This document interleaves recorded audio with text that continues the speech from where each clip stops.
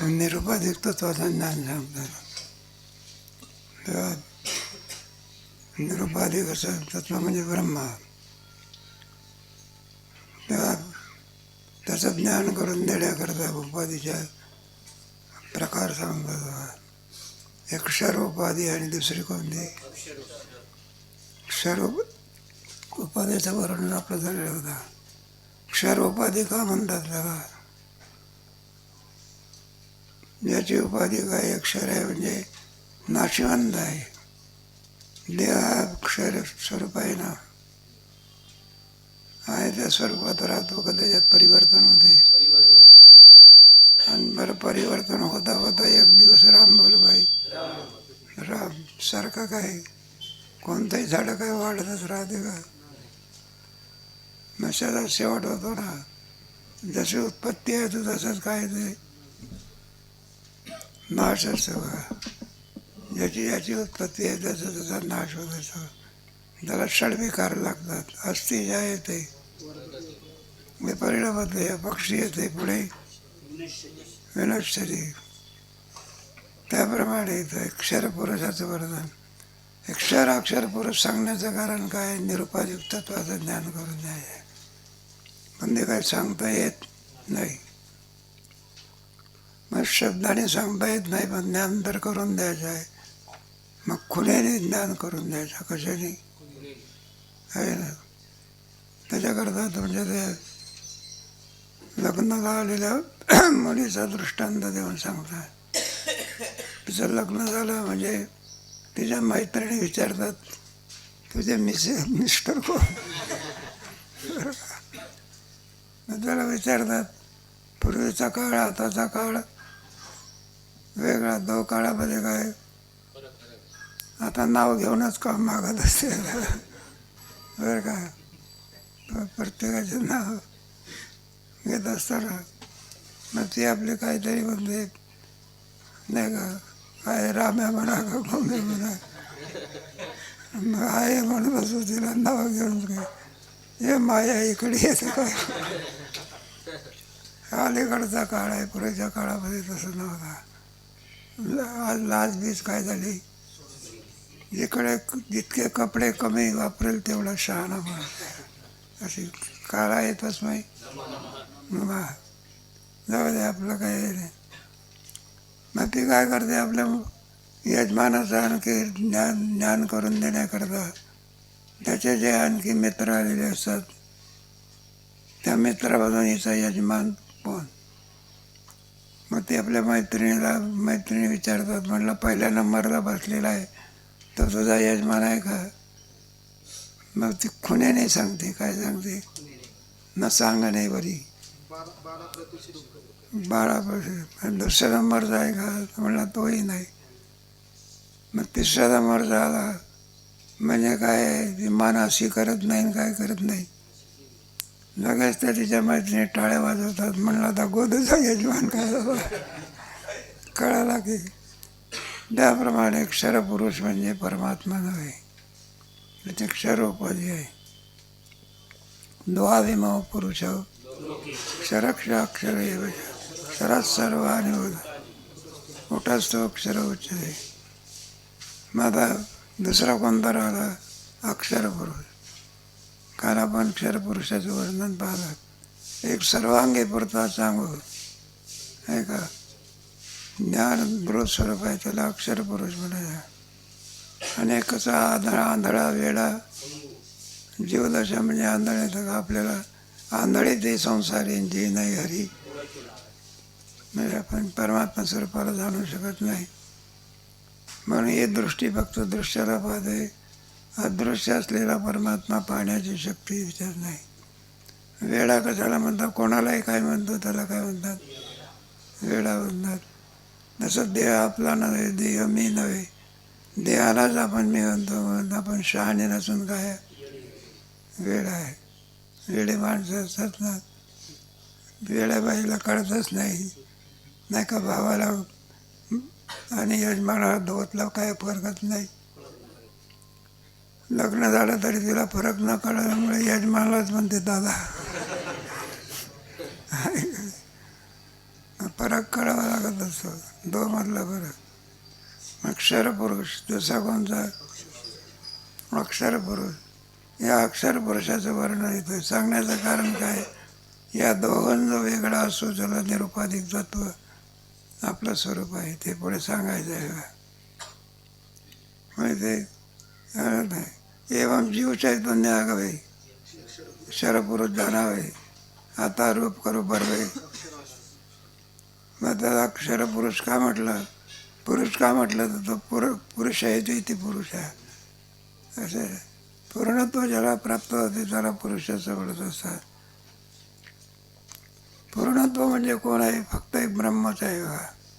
काय करे, एखादी नदी भरली म्हणजे नदीला सुद्धा आपण म्हणतो, काही सरोवराला आपण म्हणतो, कोण धरणाला आपण म्हणतो, तरी त्याला पूर्णत्वाची वर्णन करून सांगता येत नाही.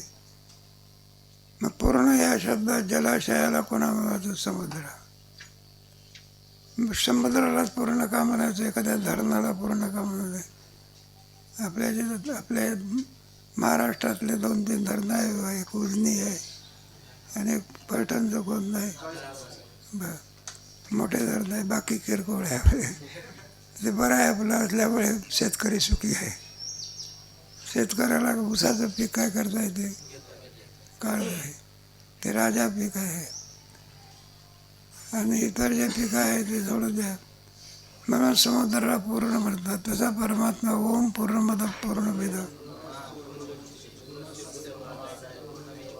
किती उन्हाळा तापला तर समुद्र कोरडा होतो का, 1 भर तरी कमी होतो का, आणि किती पाऊस पडला तरी जसाच्या. म्हणून समुद्राला काय म्हणतात, अपूर्यमानम अचलम समुद्रमा प्रविशन्ति तद्वत् कामायं प्रविशन्ति सशांतिमाप्नोति न कामम्.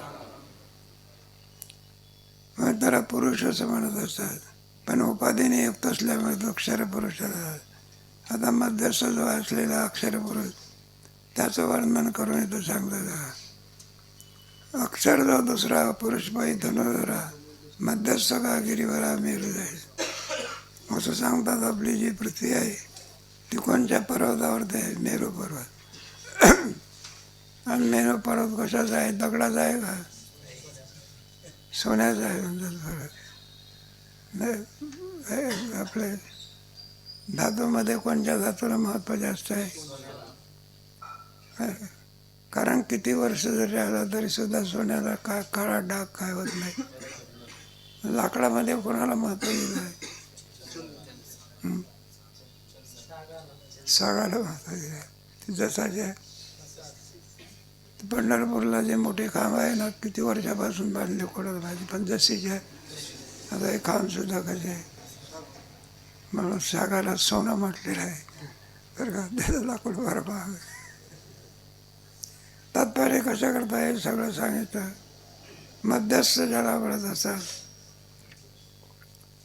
पृथ्वी पाताळ स्वर्गी हीन वेदेती भागी तैसा दोई ज्ञानाना अंगी पडेना. जो पृथ्वी पाताळ आणि स्वर्ग 3 प्रकार केलेले आहे ना. एक स्वर्गलोक, दुसरा पाताळ लोक, आणि आपण आपला कोणता लोक, मृत्यूलोक म्हणजेच पृथ्वीलोक. या द्वारा जो कोणत्याही प्रकारे कमी होऊ शकत नाही. तैसा दोई ज्ञाना अंगी पडेना. ज्ञान आणि अज्ञान या दोहोच्या पलीकडे असलेलं जे तत्व त्याला अक्षर असं म्हणत असतात. ना यथार्थ ज्ञाने एक होणे ना अनेकत्व दुजे घेणे ऐसे निखिळ जेणे नाही त्याची देणं. यथार्थ ज्ञाने एक होणे. यथार्थ ज्ञान म्हणजे मी ब्रह्म आहे, कोणतं ज्ञान आहे माहीत नाही का, विचारसागरात नसे का. मी देह आहे हे कोणतं ज्ञान आहे, विपरीत ज्ञान आहे. आणि मी ब्रह्म आहे कोणतं ज्ञान आहे, यथार्थ ज्ञान. ज्या ठिकाणी दोन्ही ज्ञान नाही, मी देह आहे हे काय नाही, विपरीत ज्ञान नाही, आणि मी ब्रह्म आहे यथार्थ काय नाही, त्याला अज्ञान म्हणतात. ते पाहिजे. यथार्थ ज्ञान हे एक होणे ना अनेकत्व तुझे घेणे ऐसे निखिळ जेणे नाही त्याची दे. ज्या स्वरूपामध्ये म्हणजे ज्या ठिकाणी मी ब्रह्म आहे असे ज्ञान नाही, आणि मी देह आहे असं ज्ञान आहे, ज्ञान नाही. ऐसे निखिल जे ज्ञानाने म्हणजे ज्याला अज्ञान असं म्हणतात, तेच अक्षर पुरुषाचं काय स्वरूप आहे. अज्ञान आणि अज्ञान ज्याची उपाधी आहे त्याला अक्षर पुरुष असं म्हणतात. सर, 2-3 दृष्टांत देऊन हा सिद्धांत सांगतात. एखादा घट करायचा असं कुंभाराला, मग आता हे काय की माती आणल्यावर कुठं घट करता येतो का? मग ती माती आणावी लागत असते, मग तिला गाळीव करायची लागते. आहे गोरोबा कुंभारच्या याच्यामध्ये दृष्टांत सुंदर असते. म्हणजे देवसुद्धा कुठे जात असतात, आता कामं केलं पाहिजे ना. जर आणखी नाही का भक्त आहे, माझ्या भक्ताची कामं कोणी करतात, आणि तिथं काय दोन्ही हात काय घेतले, माझा संसार कसा काय असा ठपट न पडत. मग ते सगळी जबाबदारी कोणती, ते परमात्मा याचं रूप करून जात असतात बा, कुंभाराचं रूप करून. मग त्या रुक्मिणीला सांगतात, गरुडाला सांगत असतात, म्हणलं गरुडा आपल्याला जायचं आहे. बरं म्हणलं, तेव्हा काही हरकत नाही, तुमच्या बरोबर चालतं. म्हटलं मग जसे समजा. पण आमच्याबरोबर चालायचं आहे, मान्य आहे, पण म्हणलं जरा पुढच्या ऐकून घ्या की. म्हणलं एका भक्ताकडे, आणि तो कुंभार आहे, त्याला सगळी अडचण पडलेली आहे, म्हणून त्याची कामं करण्याकरता जायचं आहे. म्हणलं मग तर म्हणलं तिथं काय आणावं लागेल, माती आणावं लागेल. माती कोणाकडे आणायची? मग तुझ्याकडे कोणतं का? अहो काही योग्यता पाहून काही शब्द म्हणलं हे पहा, रुक्मिणी जर काय होते, कुंभारी होती, तुला गाडो व्हायला काय? भगवान कोण होतात? कुंभार. रुक्मिणी कोण होते? आणि गरुड कोण होतं? आणि दिंडी कुठं जाते? माती आणायला, बरं का. आणि मग ते काय झालं, मातीचं टोपलं काय करायचं आणि कोणाच्या डोक्यावर द्यायचं? गाढवाचे रुक्मिणीचे. काय करायचं ते, रुक्मिणी खालीच बसते.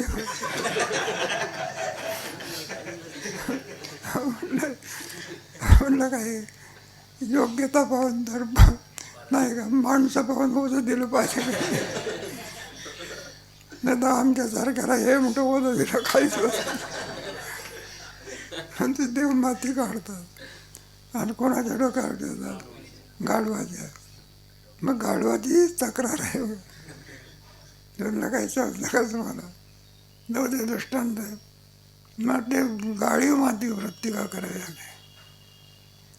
मग गाडी, मग ती पाण्याने काय करायची? गुठळवायची, नाही का. कणिकेचा गोळा कसा असतो त्याप्रमाणे. आणि मग पुढे ती घट याला या उपयुक्त होते.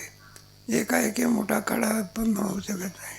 तो दृष्टांत इथे घेतलेला आहे ज्ञानेश्वर महाराजांनी. हे पहा, पासुद्धा निशेषच आहे, ज्याचा कडकपणा सगळा गेला. घटभांड आधी होय, तसे मतपंड आहे. मधला जो मातीचा गोळा असतो ना, तो मधली अवस्था असते, त्याला काय म्हणता येत नाही. ते बाई असते ना, एखादी चपाती तयार करत असते, मग कणिक असते करायची आपल्या ह्याच्यामध्ये. मग ते काय करायची, अजून काही चपाती झाली नाही, अजून कोरडेपणा काय गेला आहे, आधी मधली अवस्था. त्याला चपाती म्हणता येत नाही, काय म्हणता येत नाही, कणिकही म्हणता येत. दोन्ही अवस्थेतली असतात, तिथं म्हटलेलं आहे. ते अमृतपिंड आहे. मग तसं जो आठवणी गेली या सागर, मग तरंगणा मैसी अनाकार जे दशा. मग आता सागर जर आटला आहे का, पाणीच नाही तर तरंग आला, मग तरंगणा नीर. तयाशी अनाकार दशा, जी अशी जी दशा असते त्याचा दृष्टांत. एक आपल्या याचा दृष्टांत देऊन सांगतात. भारता जागणे तरी पुढे परिसपनेचे काही न मांडे. तयासे निद्रे सांगळे न्याळणे. भारता जागणे तरी पुढे, तेव्हा झोप लागण्याच्या अगोदर, ज्यावेळेला झोप लागली त्यावेळेला तुम्हाला जागृतीतलं काही आठवते का? आणि जागृतीतलं आठवत असेल तर झोप अवस्था प्राप्त झालेली नाही. जागणे तरी पुढे. बरं, झोप लागल्यानंतर दुसरी अवस्था असते, तिला स्वप्न समजणार. स्वप्नात आहे ना, स्वप्नीचे काही न मांडणे. अजून स्वप्न पडलेलं नाही. जागृती म्हणता येत नाही आणि स्वप्नही म्हणता येत नाही. तैसे निद्रे सांगडे न्याळणे, त्याला निद्रा अवस्था म्हणतात. मधली अवस्था. स्वप्न अजून नाही आणि जागृती संपून गेलेली आहे, अशी मधली अवस्था असते, त्याला निद्रा असं म्हणतात. त्याला काय म्हणायचं आहे करायचं. आणि त्याच्यात जर स्वप्न दिसत असेल तर मग दुसरी अवस्था जागृती. बरं, जागाला असेल तर जागृती. जागाही नाही, स्वप्नही पडलं नाही, निद्रावस्था. विश्वा वगैरे मावळे. बरं का, आणि आत्मबोध जरी नसे, मावळ देत विश्वाभार. आत्मबोध अजून आत्मबोध प्राप्त झालेला नाही. आणि ते अज्ञान जसे केवळ अक्षर अज्ञान अवस्था नाही. ऊर्ध्व मूलबोध शाख मत्संभ. ऊर्ध्व म्हणजे ब्रह्म, मूळ म्हणजे माया. ज्या ठिकाणी मी देह आहे हे ज्ञान नाही आणि मी ब्रह्म आहे हे ज्ञान नाही. झोपेमध्ये आहे का मी मनुष्य हे ज्ञान आहे का? बरं, मी ब्रह्म आहे हे ज्ञान आहे का तिथे? मग केवळ अज्ञान, आवरण नावाचा दोष असतो. तिथं काहीही कळत नाही. सगळ्या इंद्रियांचा आपल्या कारणामध्ये काय झालेला असतो. असे डोळे असून दिसत नाही, कान असून काय करायचं. एखाद्याची डोळेवासी झोप असते कोणती.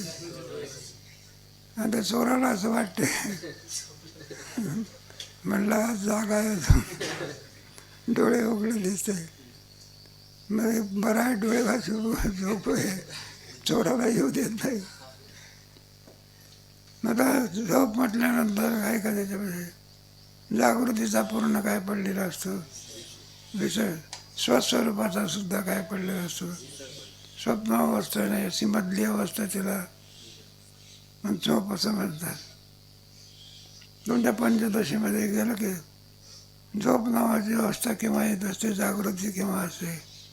नेत्रामध्ये प्राण असतो त्यावेळेला जागृती, मध्यंतरी असतो त्यावेळेला निद्रा असं म्हणतात, हृदयाकाशामध्ये असतो त्यावेळेला सुषुप्ती म्हणतात.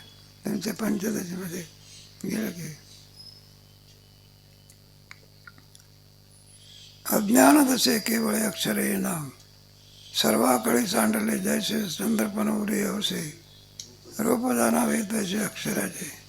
सर्वाकडे सांडले. समावशेच्या दिवशी असं काही एकही कला असते का चंद्रमाच्या ठिकाणी? सगळं कलेचा निराश झालेला असतो. त्याला काय म्हणतात, चंद्रपण उरे अवसे. अमावस्येचा दिवस बरं का, पौर्णिमेला पौर्णिमा असतो आणि अमावस्येच्या दिवशी सगळ्या कलेचा काय असतो, लय झालेला असतो. रूप जाणावे तसे अक्षराचे, असं अक्षराचं रूप आहे. सर्वोपाधी विनाशे जीवदशा जेत पैसे. फळपाकात जैसे झाड विजे. फळपाकात झाड नाही का, फळं असतात ते परिपक्व अवस्था झाली म्हणजे त्या झाडाचंच बीज कशामध्ये राहते, त्या आंब्याचं झाड आहे, ते अजून पक्व अवस्था आंब्याची झालेली नाही. आणि पक्व अवस्था झाल्यानंतर जी कोय असते ना, तीच वृक्षाला काय करते, त्या कोयमध्ये आंब्याचं काय बीज आहे. त्याप्रमाणे जीवदशा जे तो पैसे, जीवदशाच्या अज्ञानामध्ये आपल्याला जे जीवदशा प्राप्त झाली कोणामुळे, कल्पना अविद्या आणि मायोपाधीची. अविद्येमुळे कोणत्या अवस्थेला प्राप्त झाला आणि मायेमुळे नाही लक्षामध्ये सर्वपाधी विनाशे म्हटलेलं आहे. अविद्या येणे झाला जीवन, मायोपाधी शिव. दोतला फरक आहे ना आपला. जीव आणि शिवाचा, ईश्वर वेगळा आणि जीव जगताचा करता कोण जीव आहे का ईश्वर आहे? ईश्वर 10-5 आहे का एकच आहे? मंत्री 2-4 आहे. मुख्यमंत्री किती असतो आणि उपमुख्यमंत्री कदाचित 2-4 होते. जाऊ द्या. नव्हे ते फळपाकात जैसे झाड बिगी तैसे उपाधीची उपहित तो कोणी टाके जेत आणि तया त्या व्यक्त बोलायची का. संपूर्ण एक व्यक्त अवस्था आणि एक अव्यक्त अवस्था. बीजामध्ये झाडाची कोणती अवस्था असते? बीजामध्ये झाडाची कोणती अव्यक्त अवस्था आहे. आणि पाण्याचा आणि भूमीचा संबंध आला म्हणजे कोणती? जे दृश्य होत असते त्याला व्यक्त असं. अव्यक्त आधीनीभूत आहे. जीव आज आहे का नाही? 2 अंतकाळाचा वेळेला जीव कोणत्या अवस्थेमध्ये? अव्यक्त अवस्थे. मग तो नाहीसा झाला का तो? पुन्हा आणखी व्यक्त दशेमध्ये येत असतं. अव्यक्त आधीनी. म्हणून अर्जुना तुला शोक करण्याचं काही कारण? त्याच्यानंतर शोक न करण्याची कारणं जवळ 7-8 कारणं सांगितलेली आहे. आता वा प्राप्तीची ईश्वर.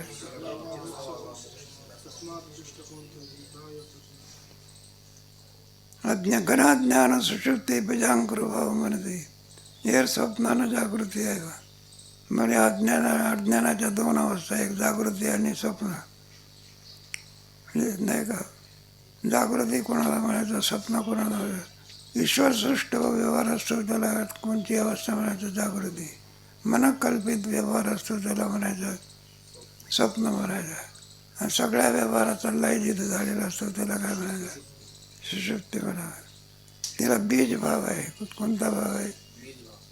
बीज असते ना, हे बाया आपल्या काय मटकीचे ते हे करतात ना, त्याच्यातून कोंब निघतं. आणि तेच आणखी कल्पना करा, शेंगदाणा थोडा भाजला तर भाजलेल्या शेंगदाण्याला काय फुटत नाही.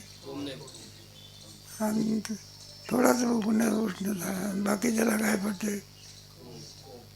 मग अशी अवस्था का? त्याच्यामध्ये बीज भाव दग्ध झालेला आहे. काय झालेलं आहे? उष्णतेमुळे जी बीज काय केलं म्हणून त्याला अंकुर फुटत नाही. मग बीज भाव काय केला पाहिजे? अनादि बीज वृक्ष न्याय समजा. बीज अगोदर का वृक्ष अगोदर? वृक्ष अगोदर म्हटलं तर बीजाशिवाय वृक्ष आला. बरं, बीज अगोदर म्हटलं तर वृक्षाशिवाय बीज आलं. मग शेवटी कोणतं कशा उत्तर काय द्यायचं? अनादि. नरूपमस्य येतं तो उपलब्धते नांदतो.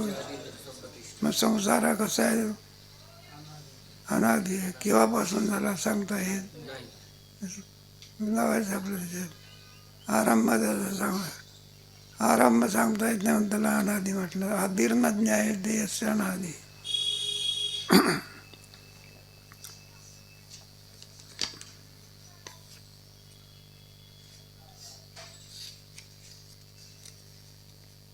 जयाची का बीज भाव तया वेदांत केला हवा तो तया पुरुषा ठावा अक्षराचा. बीज स्वरूपाने जो असतो त्याला अक्षराचं स्मरत असतात. वेदांत केला हवा तो तया पुरुष ठावा. वेदांत शास्त्राने त्याला अक्षर पुरुष समजलेला आहे. एक क्षर पुरुष, दुसरा नाशिवंत उपाधीने युक्त असेल त्याला अक्षर पुरुष म्हणायचं. आणि अविनाश उपाधीने युक्त असेल त्याला अक्षर रूप म्हणायचं. अक्षर म्हणजे नक्षरते ते जीवत्व जेथोनी नाही. जेथोनी अन्यथा ज्ञान फाकवणे जागृती स्वप्न नाना बुद्धीचे निघालायचे. जेथोनी अन्यथा ज्ञान विपरीत ज्ञान फाकवणे जागृती स्वप्न. ज्या ज्ञानामधून 2 अवस्था आहे ना, जागृती आणखी स्वप्न. याला मूळ कारण कोणती अवस्था आहे? अज्ञान. नाही का? अज्ञानातूनच या 2 अवस्था काय होतात? प्राप्त होतात. जागृती आणि त्या दिवसाचं प्रारब्ध संपलं म्हणजे कोणती अवस्था होती? जागृती. आणि त्याच्यामध्ये मनी वसते. स्वप्न एक अवस्था काय केलेली आहे? पुढच्याही अवस्था आहेत, तुरिया उन्मानी वगैरे, पण त्याच्याकरता प्रयत्न आणि गुरुकृपा लागते. तुरी अवस्था जिकडे तिकडे परमात्मा दर्शन होणार, उगीच होत असते, काही श्रीगुरूची कृपा असावी लागते. अनंत रूपे अनंत वेशे, जे जे दृष्टी दिसे, जनी वनी अवघा, याला तुरिया अवस्था असं म्हणत असतात. उन्मानी अवस्था म्हणजे मनच नाही, मनही राम झाले, मनही प्रवृत्ती ग्रासून ऐकायची. समाधी अवस्था आहे, पण या सगळ्या काय प्रयत्न असावे लागतात. आणि केवळ प्रयत्न असून काम मागत नाही, त्याच्यावर कृपा प्रसाद असावा लागला, मग या अवस्था प्राप्त होते. पण जीवाला त्याचं ज्ञान नसल्यामुळे याच्यात तीन याच्यातच फिरत राहतो. कोणते पुन्हा जन्माला यायचं, पुन्हा मरायचं, पुन्हा जन्माला यायचं, पुन्हा मारायचं. याच्यामध्ये भ्रमण करणारं जे चैतन्य असते त्याला जीव चैतन्य म्हणाय. इथे व्यवहार चाललाय म्हणून हे अक्षर पुरुष का जनी आणि देही खेळे जागृती स्वप्ने. त्याप्रमाणे जीव जागृती, स्वप्न आणि सुषुप्ती या अवस्थेमध्ये सारखा फिरत असतो. ती अवस्था जो जनी जियाला पैगा, या दोन अवस्था कुठून प्राप्त झाल्या, त्याला मूळ कारण जर असेल तर अज्ञान. त्या अज्ञानातून दोन अवस्था काय होतात, म्हणून त्या अज्ञान जर निवृत्त झालं.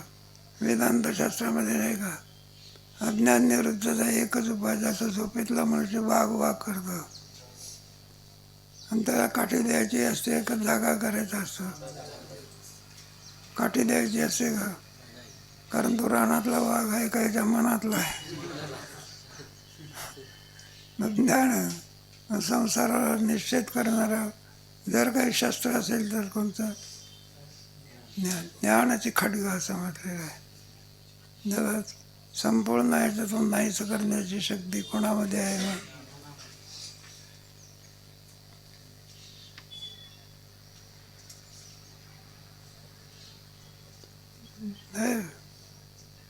शरपुरुष या दोन्ही अवस्था जरी व्यागला पाहिजे. घन अज्ञान सुषुप्ती ऐसी जे का ख्याती, या का प्राप्ती ब्रह्माची. घन अज्ञान सुषुप्ती, सुषुप्तीमध्ये केवळ आणखी अज्ञान असतं.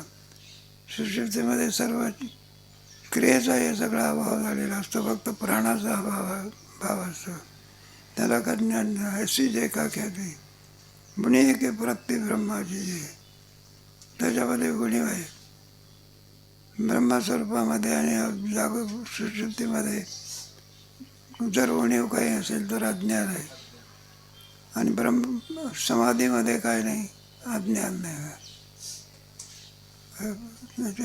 हे सांगितलेले आहे ना, आवरण नावाचा दोष असल्यामुळे आपल्याला त्या अवस्थेचं यथार्थ रूप वर्णन करून सांगता येत नाही. कारण आपल्या स्वरूपावर ते अज्ञानाचं काय आहे, आवरण म्हणजे काही कळून न देणे, त्याला काय म्हणतात, आवरण म्हणतात. अंधार आहे, अंधार काय करतो, असलेली वस्तू काय करू देत नाही. तसं आपल्या ठिकाणी आवरण नावाचा दोष आहे. आणि त्या आवरण नावाच्या दोषाला नाहीचं करण्याकरता ज्ञानाशिवाय दुसरं काय नाही, उपाय नाही. चित्त शुद्ध झालं तरी आवरण आहे, शांत झालं तरी आवरण आहे. नवे समाधीत जरी गेला तरी काय, आवरण नावाचा दोष तो निवृत्त फक्त ज्ञानानं देतो. आणि ते ज्ञान कोणाकरता देत बरे प्रश्न आहे तसे. मग गुरुविन प्राप्ती नाही नाहीचे वेद देते गोय. तुम्हाला शेवटी ज्ञानाशिवाय काय होत नाही, काम मागत नाही. साचाची पुढची विरा जरी नाही तर स्वप्न जागरा, तरी साचो करा बघा. आम्ही सुषुप्तीला सुद्धा ब्रह्मावस्था म्हटलं असतं, पण पुढं ती साचाची पुढची विरा, पुन्हा आणखी स्वप्न आणि जागृती या अवस्था जर प्राप्त झाल्या नसत्या तर आम्ही सुषुप्तीला ब्रह्मभाव म्हटलं असता. कोणता भाव? ब्रह्मभावाला प्राप्त झालेल्या पुरुषाला पुन्हा स्वप्न आहे का, सुषुप्ती आहे का त्याला? मग आम्ही त्याला ब्रह्मभाव म्हटला असता, पण पुन्हा काय होत असतं, पुन्हा आणखी जन्माला येतो, पुन्हा काय होतं, मरतो. साचाची पुढती विरा, न येता स्वप्न जागरा, पुन्हा स्वप्न, पुन्हा जागृती, पुन्हा जागृतीतून पुन्हा सुशुद्धी, हे सारखी परंपरा चाललेली असते. पुनरपि जननम पुनरपि. म्हणून सुशुद्धीला ब्रह्मभाव म्हणता येत. परी प्रकृती पुरुष दोन्ही अभ्य झाले जे गगनी क्षेत्रज्ञ स्वप्ने दे. 13व्या अध्यायामध्ये प्रकृती पुरुषम प्रकृतींच विज्ञानादि विकारांश गुणांश बुद्धी प्रकृती. दुसरं एक नाही का, भगवंताने क्षेत्राचा विचार केल्यानंतर पुन्हा आणखी प्रकृती पुरुषाचा काय केलेलं आहे, क्षेत्राचा विचार केला, त्याच्यामध्ये ज्ञानाचा केला, पुढे अज्ञानाचा केला आणि पुढे ज्ञेयाचा केला. 4 प्रकाराने तत्वते आपल्याला सांगितलं आहे. ऐकायला इदम शरीरम कौंते, कोणता विचार, क्षेत्राचा विचार. क्षेत्र पुढे त्याचं ज्ञान असावं लागत असतं. काय असावं लागतं, ज्ञानाबरोबर अज्ञानाचा सुद्धा काय केला, विचार केला. आणि शेवटी ज्ञाने बी नाही की उपाय दृष्टी जितकी, ज्ञेयाचा विचार केला. ज्ञेयम यत्तत् प्रवक्ष्यामि यज्ञात अनादिमत् परम ब्रह्म सत्य. मग ते नाही का, प्रकृती पुरुष दोन्ही अभ्रे झाले, 2च तत्व घेतलेलं आहे. अगोदर एकच तत्व सांगितलं, पुढे ते काही झेपत नाही अर्जुनाकडून, म्हणून 2. पुरुषम प्रकृतींशैव विज्ञानादि 2 होते. क्रिया कोणाची आहे, सगळी प्रकृतीची. पुरुषाच्या ठिकाणी कोणताही क्रिया नाही, तो करता नाही, भोगता नाही. मग हे सगळं करता आणि भोगता पुरुषाला काय म्हणतात, त्याच्यावर आड आलेली आहे. काय आलेली आहे, आरोप म्हणतात ना सगळं. हे असो अधशाखा संसार रूपी लोका आणि मूळते पुरुष अक्षराचे. हे असो अधशाखा संसार रूपी लोका, संसार रूपी वृक्षाला हे असो अधशाखा म्हणजे खालची शाखा. 3 शाखा सांगितलेल्या, सत्व रज आणि सत्वगुणाची ब्रह्मेशाना पडते, गाढणे नाही. रजोगुणाची शाखा म्हणजे मनुष्य देहावर रजोगुणाची शाखा आहे. आणि ऐसे होती तर उतरून लोह पाशा. आणि कोणाची शाखा, तमोगुणाची शाखा आहे. अधो शाखा संसार रूपी वृक्षात मूळते पुरुषा अक्षराचे. याला कारण जर कोण असेल तर मूळ म्हणजे कोण, माया आहे. ऊर्ध्व मूळ, ऊर्ध्व म्हणजे ब्रह्म आणि मूळ म्हणजे हा पुरुष. का म्हणजे आपण पेची निजे माया पोड विजय येण्याची बोली. याला पुरुष का म्हणत असतात, पूर्णपणे निजे. काय करे, आपण कोणत्याही दिवशी पौर्णिमा म्हणतो का, आपण जरी चंद्र उगवला असेल पण पौर्णिमा म्हणतो का. फक्त एकच दिवस पौर्णिमा असते, कोणत्या दिवशी, नाही होळीचा दिवस म्हणजे. कारण तिथं कला काय झाल्या, 50 पैकी जरी 49 मार्क मिळवले तरी त्याला पूर्ण म्हणता येईल. मग किती मार्क मिळवले पाहिजे, हे का याने काय आहे, मग उणीव आहे ना.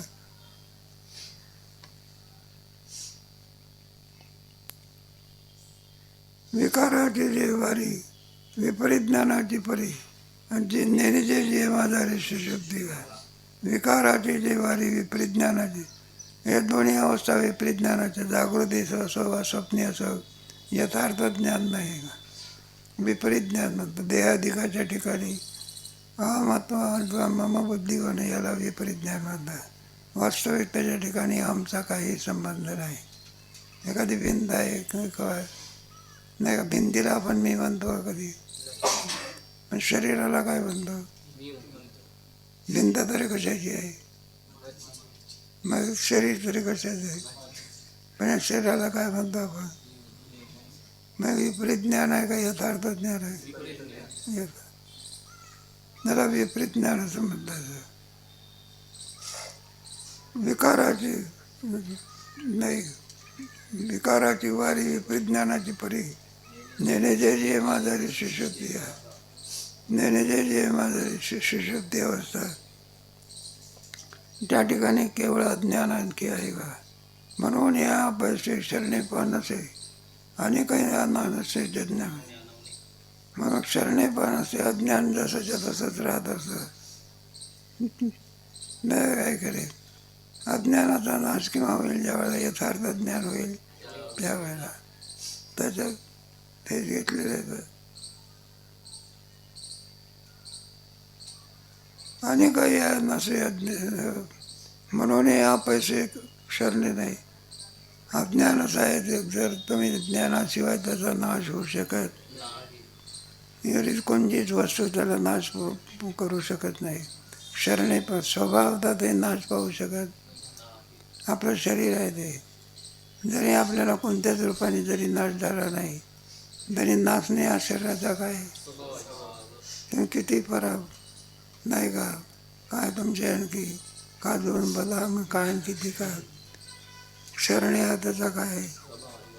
तो आपल्या जातीवरती गेल्याशिवाय आणि आत्म्याचा किती प्रयत्न केले तरी त्याच्यामध्ये परिवर्तन होते का? अविनाश हाच कोणाचा स्वभाव आहे, आणि नाशणे हा स्वभाव पण आहे. मग तो कोणताही ब्रह्मदेव असो का इंद्र असो का, प्रत्येकाचा धर्म ठरलेला असतो ना. ते आपल्या जातीवरती गेल्याशिवाय सरणे पानसे आणि काही अननासे ज्ञानापणे. विना ज्ञान झाल्याशिवाय अज्ञानाची निवृत्ती होऊ शकत. त्याला एकमेव उपाय कोणता असते? ज्ञाने बी नाही एके तरी गुंफीसे अधिके. या लागी हा डगर, या लागी हा अक्षर, ऐसा वेदांती. म्हणून या पुरुषाला अक्षर पुरुषाचा विना ज्ञानाशिवाय त्याची निवृत्ती होऊ शकत. या लागी हा अक्षर, ऐसा वेदांती डगर. असा वेदांत शास्त्राने त्याची प्रसिद्धी केलेली आहे. ऐसे जीव कार्याकारांचा या मायासंघाचे लक्षण क्षरपुरुष जाण चैतन्याचे. जीव कार्याकारण, जीवदशा कोणामुळे आलेली आपल्याला? अज्ञानामुळे, कल्पना विद्या येणे झाला. जीव कार्याकारण मायासंघाचे लक्षण, ज्याला दोन्ही नाव आहे, अज्ञान बरं का, प्रधान वगैरे आदी करून त्यालाच माया असं म्हणतात. प्रकृती एकाच तत्वाची काय आहे ही सगळी नाव आहे. माया उपाधी ज्या चैतन्याला लागलेली आहे त्या चैतन्याला कोणतं चैतन्य म्हणायचं? अक्षर बरोबर. स्वभावता तिचा कधी नाश होऊ शकत नाही. त्याचा नाश होण्याकरता ज्ञान हेच तिचं काय? असंग शस्त्रेण दृढेन चित्वा. म्हणलं त्याच्याकरता ज्ञान हेच काय आहे? उपाय आहे. अक्षर पुरुष ज्ञान माया संघाची लक्षण. कधी कधी ईश्वर या भावाला सांगतात. जीव चैतन्य म्हणजे आणखी जीव चैतन्य, आपण जीव आहोत. त्याला जीव चैतन्य, ज्याची उपाधी आणखी नाश पावणारे त्याला जीव चैतन्य म्हणायचं. ज्याची उपाधी ज्ञानाशिवाय निवृत्त होऊ शकत नाही त्याला ईश्वर चैतन्य असं म्हणायचं. आणि जे सर्वांतर सर्वव्यापी, सर्व याच्यामध्ये ज्ञात अज्ञात वगैरे सर्व पदार्थामध्ये आत बाहेर व्यापून जे तत्व आहे त्याला काय म्हणायचं? ब्रह्मचैतन्य. कुटस्थ चैतन्य, जीव चैतन्य, ईश्वर चैतन्य, पुढे ब्रह्मचैतन्य. चैतन्य 10-5 नसून चैतन्य किती आहे? मग प्रकार कोणामुळे झाले? उपाधी. आकाश किती 10-5 आहे? काही घटाकाश, मठाकाश, जलाकाश. उत्तम पुरुषत्वन्या परमात्मा युधार्थ यो लोकोत्तरमाविष्य विवर्तते. उत्तम पुरुषत्वन्यात्मा ज्याला परमात्मा असं म्हणत असतात असा उत्तम पुरुष आहे. यो लोकोत्तरमाविष्य, तिन्ही लोकांमध्ये ज्याची काय आहे? व्याप्ती आहे. बिभ्रती एव ईश्वरा. बिभ्रती म्हणजे सर्वांचं पालन पोषण वगैरे कोण करतो? जो करत असतो त्याला वेदांतामध्ये ईश्वर असं म्हणत असतात. बिभ्रती अव्यय स्वरूपाचं आहे असं जे तत्व आहे त्याला ईश्वर असं म्हणतात. आता अन्यथा ज्ञानी या दोन्ही अवस्था ज्या जनित्या हारपदी गणी. आता उत्तम पुरुषाचं वर्णन करणार आहे, तो विचार कधी सांगू नाही थांब.